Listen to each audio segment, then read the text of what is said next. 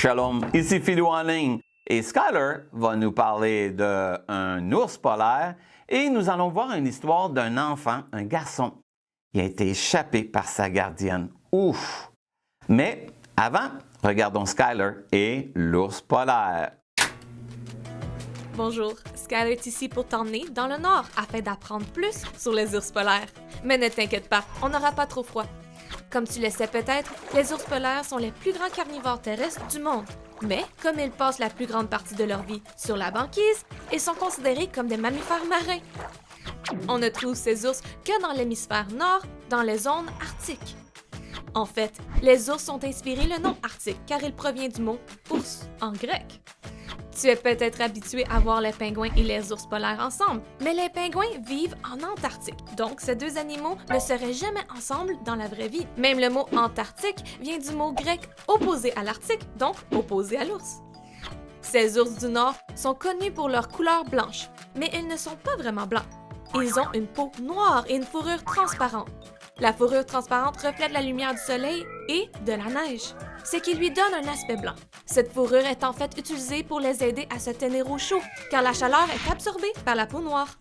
Lorsqu'ils se déplacent dans le nord, ils peuvent sentir la nourriture à 1 km de distance.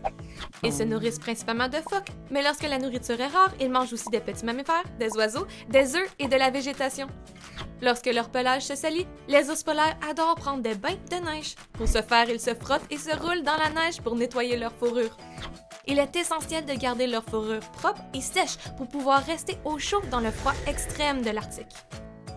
Les ours polaires, comme les autres ours, sont des créatures solitaires, mais ils interagissent.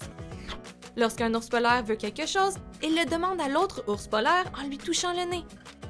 Par exemple, si l'ours polaire veut de la nourriture, il en fait le tour et touche délicatement le nez de l'autre ours pour lui demander la permission de la partager. Tu aimes partager? Sais-tu que partager, c'est se soucier des autres?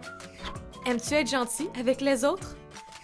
Tout comme l'ours polaire, les humains ont aussi la capacité d'être bons et de partager. La Bible dit « Soyez bons les uns envers les autres, compatissants, vous pardonnant réciproquement, comme Dieu vous a pardonné en Christ. » Dieu est bon et nous pardonne toutes les mauvaises choses que nous faisons par Jésus. Donc, tout comme Dieu montre de la bonté, nous devons aussi montrer de la bonté. Et quand c'est dur, Dieu t'aide à faire preuve de gentillesse. T'as vu, l'ours polaire? Philou, il aimerait avoir un ours polaire chez eux, mais ce serait trop gros. Dans ma maison, c'est trop gros. Mais on se souvient du verset. « Soyez bons les uns envers les autres, compatissants, vous pardonnant réciproquement comme Dieu vous a pardonné en Christ. » C'est dans Éphésiens 4,32. « Soyez bons les uns envers les autres. » Et même on se pardonne. C'est qu'est-ce qu'on doit faire. Mon histoire de la Bible d'aujourd'hui, c'est l'histoire du roi David qui a été bon, comme la Bible nous dit, envers le fils de son meilleur ami.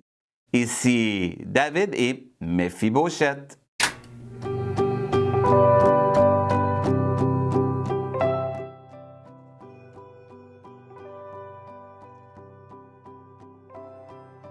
C'est l'histoire vraie du roi David qui fait preuve de gentillesse envers le fils de son meilleur ami, Jonathan.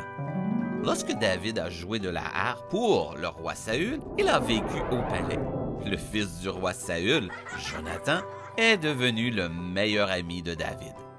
Jonathan a eu un fils appelé Méphibosheth. Méphibosheth avait 5 ans lorsque la nouvelle est parvenue que le roi Saül et Jonathan étaient morts tous deux dans une bataille. La nourrice de Méphibosheth était effrayée à cause des ennemis du roi Saül. Elle a couru avec Méphibosheth pour se cacher, mais elle l'a fait tomber accidentellement. Les 2 jambes de Méphibosheth ont été gravement blessées. Il ne pouvait plus marcher correctement. Il était souvent seul et affamé. Quand David est devenu roi, il s'est souvenu de son ami Jonathan. « Va me chercher le fils de Jonathan et ramène-le-moi, dit le roi David. « Ton père m'a sauvé la vie, a dit le roi David. C'était un véritable ami. Tu n'auras plus jamais faim. Je prendrai soin de toi. Ainsi, chaque jour, jusqu'à la fin de sa vie. Méphibosheth a mangé à la table du roi avec les fils du roi. Le roi David s'occupait de lui. Tu vois, David a fait preuve de gentillesse, tout comme notre Père céleste, Dieu. Tu peux lire l'histoire vraie dans ta Bible, dans le livre de 2 Samuel. Bye bye!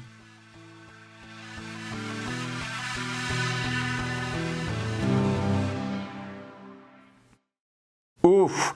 Tu as vu? Méphibosheth a été échappé. Et il a eu peur parce que c'était le petit-fils de Saül. Et maintenant, David, qui était roi, il s'est souvenu d'une promesse qu'il avait faite à Jonathan, son meilleur ami. Et il a été bon, comme la Bible nous dit, d'être bon les uns envers les autres. Bien, il a été bon envers Méphibosheth et il a respecté sa parole. Ah, c'est qu'est-ce qu'on doit faire? On doit être bons les uns envers les autres. Exactement comme la Bible nous dit. Es-tu prête pour la mission de la semaine? On la regarde ensemble. Voici ta mission. Cette semaine, tu vas faire 5 gestes de gentillesse à quelqu'un. 5.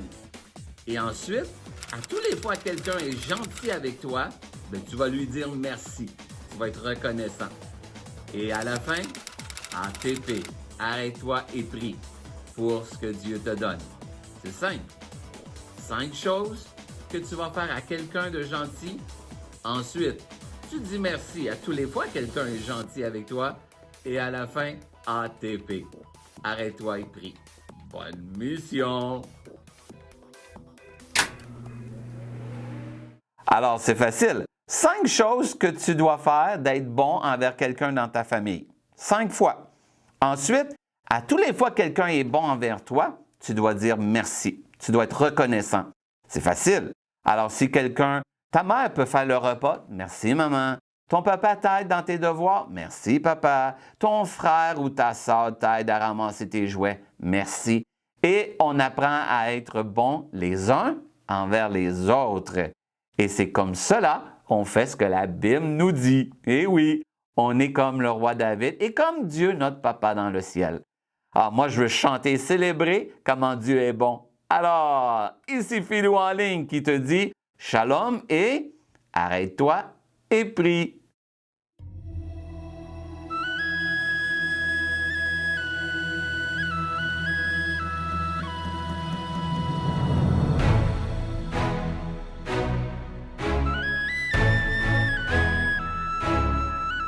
Au-delà des monts, des vallées profondes, Dieu est bon.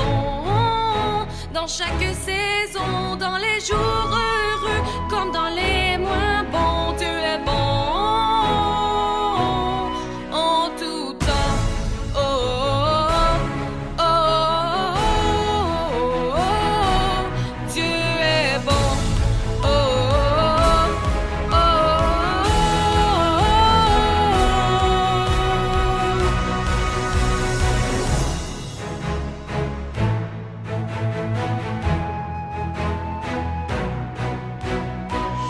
devant l'inconnu et dans les tempêtes, dans chaque saison, Dieu est bon. Dans l'adversité, il nous guidera, nous proclamerons que Dieu est bon.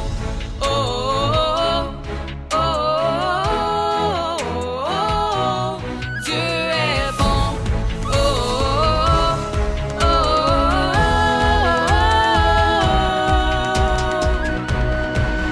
au-delà des monts, des vallées profondes, Dieu est bon.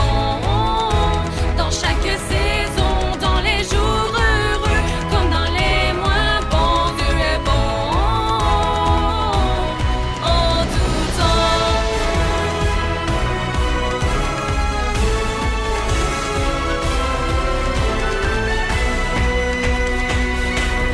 Dieu est bon quand survient l'orage et que je perds courage.